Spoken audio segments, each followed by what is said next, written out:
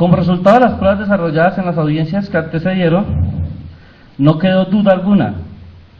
que los materialmente responsables de la muerte del señor José Legarda fueron los miembros adscritos al Ejército Nacional de Colombia, quienes prestaron su servicio en el batallón José Hilario López, pertenecientes al pelotón Galeón 7 de la compañía Galeón. Que dichos hechos tuvieron ocurrencia con ocasión a las labores que realizaban aquella madrugada del día 16 de diciembre del año 2008 el personal uniformado en la zona ya referida. Su señoría, a la anterior conclusión se llega después de un análisis de las pruebas directas e indirectas que fueron practicadas en sede de juicio oral. Empero, su señoría, antes de seguir con la intervención de este representante de víctimas, he de precisar qué se entiende por víctimas y cuáles son los derechos que le asisten a las mismas. Conforme a lo establecido por el artículo 132 del Código de Procedimiento Penal, que nos rige, en su capítulo 4 refiere: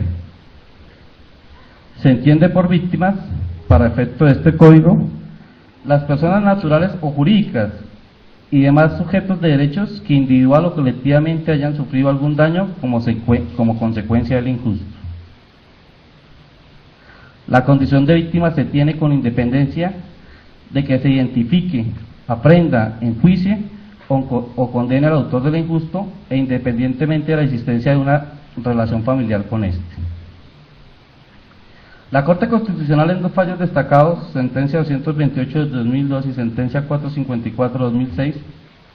se ha ocupado de mencionar y reconocer que los postulados que se predican en el derecho internacional humanitario, que se reproducen en nuestra Constitución política y que se reflejan en la Ley 906 de 2004, collan a precisar que los derechos de las víctimas se pueden sistematizar en el derecho a la verdad, derecho a que se haga justicia y derecho a la reparación.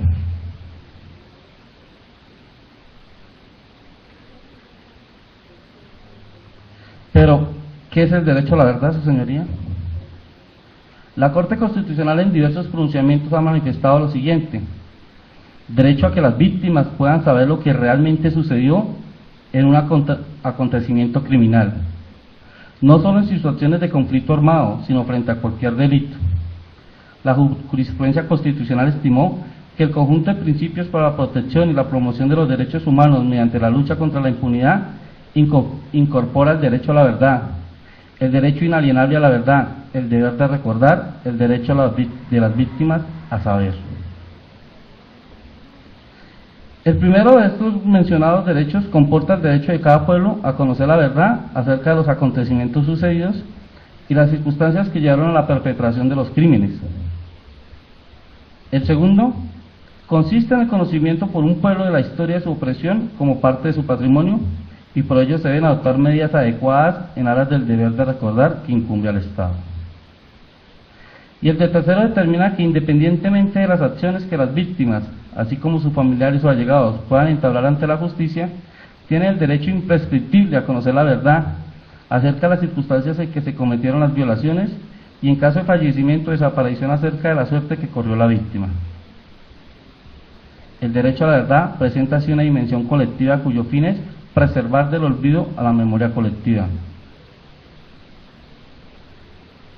La dignidad de una persona se ve afectada si se le priva de información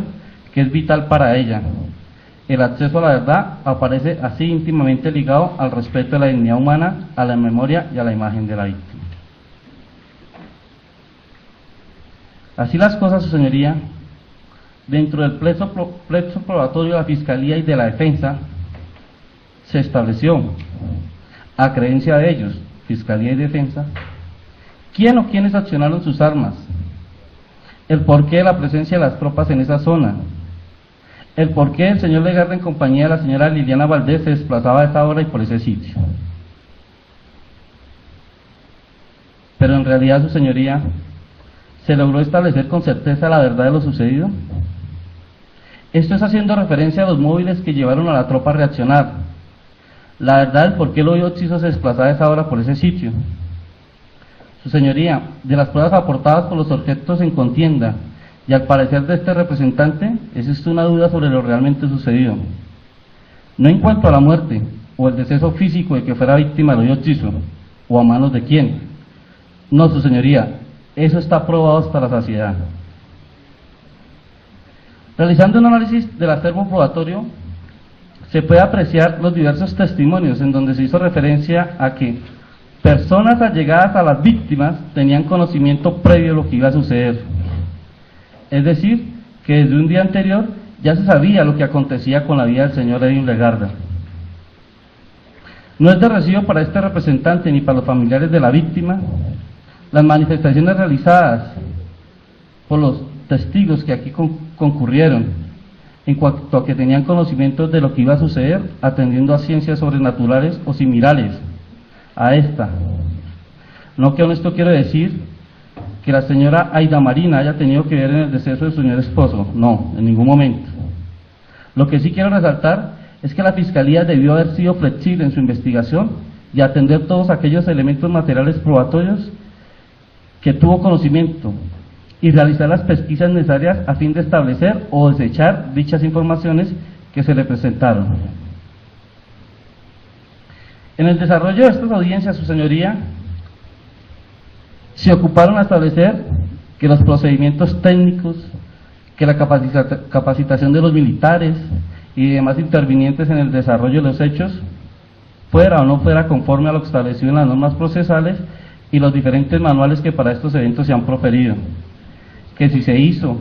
un retén o no, que si se hizo cumplía o no con los elementos que para tal fin se requiere. Pero en cuanto al derecho a las víctimas, su señoría, que hoy en día represento, y haciendo énfasis al derecho de la verdad que establece la trilogía de los derechos que le asiste a las víctimas, considero que no se dio cumplimiento, pues como anteriormente lo indiqué, del plexo probatorio allegado por la Fiscalía de la Defensa dan cuenta de indicios que si hubieran sido abordados por quien tenía el deber legal de abordarlos en este estadio procesal, esa sensación de incertidumbre que le asiste a mis representados y sus familiares de saber con certeza lo sucedido momentos previos al deceso de su familiar y amigo habría sido desplegada.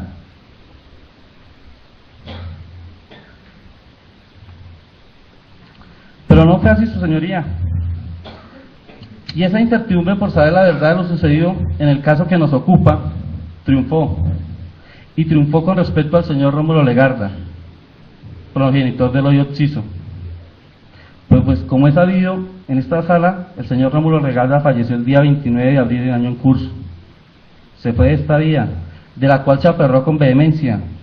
y su insistencia en permanecer vivo se debía, entre otras cosas, a saber con certeza qué fue lo acontecido con su descendiente.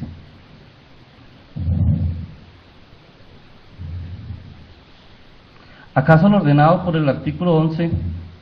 del Código de Procedimiento Penal con relación al derecho de las víctimas, el cual está establecido en el título preliminar denominado Principios Rectores y Garantías Procesales, se dio cumplimiento? Haciendo referencia a recibir durante todo el procedimiento un trato humano y digno, como a recibir desde el primer contacto con las autoridades y en los términos establecidos en este código información pertinente para la protección de sus intereses, y a conocer la verdad de los hechos que conforman las circunstancias del injusto del cual han sido víctimas.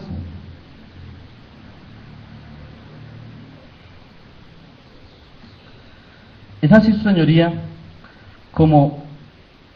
hoy, en representación de las víctimas, de los familiares, del padre, de la madre, de las dos hermanas del señor José Edwin Legarda, manifiesto el inconformismo que existe, no por parte solamente de este servidor, sino por parte de la familia. Por parte de la familia que día a día, audiencia tras audiencia, estuvo en este recinto,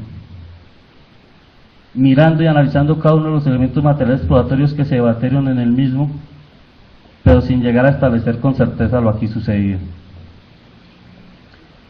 Me comentaba uno de los familiares de ellos que si no sería violación también, al momento de no conocer la verdad, con certeza ir a establecer unas penas que ni siquiera podemos saber si en verdad se lo merece. A la luz del derecho internacional, su señoría, las normas y principios internacionales